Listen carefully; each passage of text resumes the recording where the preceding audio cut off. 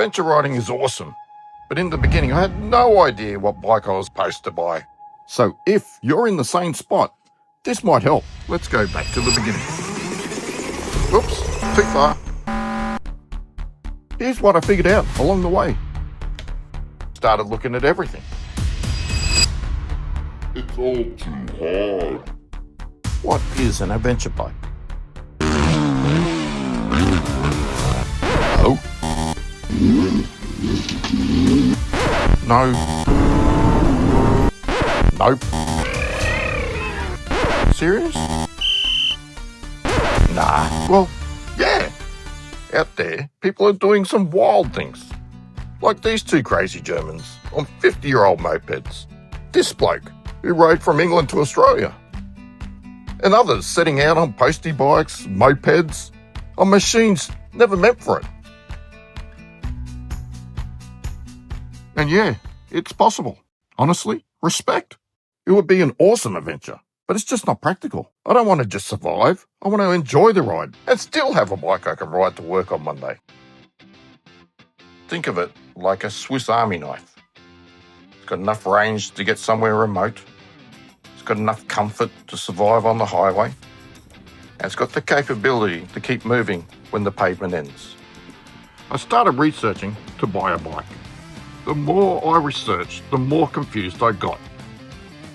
I left with 47 open tabs and an identity crisis.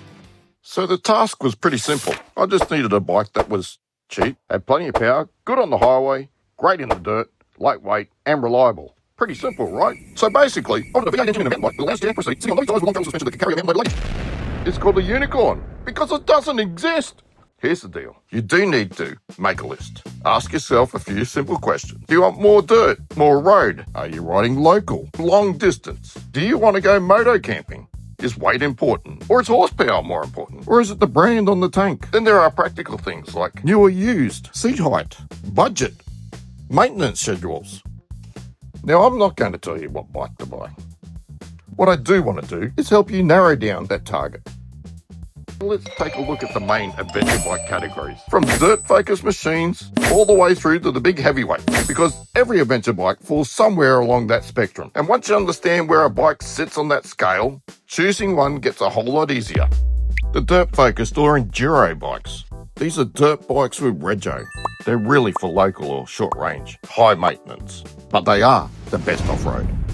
This is the big category in the adventure bike market at the moment. They're budget-friendly, lighter, less power, lower seat height, more approachable style bikes, and have decent range. So many to choose from. These bikes can do it all. Here we go, the midweight or the all-rounders. They've got a good balance of road and dirt. They're manageable weight. Got all the electronics, comfortable, probably the most versatile category. Some people call this the sweet spot. Big Berthas, the big bikes. These ones have got massive motors. They're the flagship of the adventure category. They're built for distance and comfort. They've got all the tech, large carrying capacity, but they are very heavy. They eat up the miles. I'll throw in a little curveball. The possible unicorns. They're under 180 kilos wet. They're good on the dirt and the road. Comfort, good power and torque. They've got a long range, long travel suspension. This isn't an exact science. It's just a way to visualize where a bike sits. Each circle represents a different priority. The bikes nearer to the middle are the ones that best meet your needs. Now what? Take the plunge. Dive in. Take a chance. Make a change. Hopefully I've helped you narrow down your search. The rest starts with a test ride. Buy that bike. Have you joined the owners group for it yet? Make sure you do. You've got somewhere to ask, what tyre pressure should I be running? And within a minute, you'll have 15 different answers. And don't worry, somebody will still tell you to buy a different bike. Seriously, joining a local online group is worth it. You get info, GPX tracks for your GPS, connect with other riders, and you'll find out about events, group rides, and all the best way to get out there. Here are a few must-have items to get you started. First is your personal gear. Pants, jacket, gloves, boots, and a helmet. Didn't realise you put your gloves on first before your helmet, and then gloves.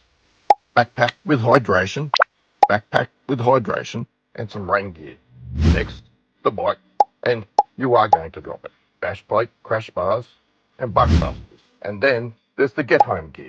tail bag of some description, a tyre repair kit, basic tools, a little air pump, nothing fancy, just enough to get you all rolling again. And this is the part most people miss. The adventure isn't the bike, it's the people. It's the stories, the wrong turns, the we probably shouldn't have moment. And the bike you ride is just your entry ticket. So what's an adventure bike? It's the bike you have that you take somewhere and trust it enough to get you home.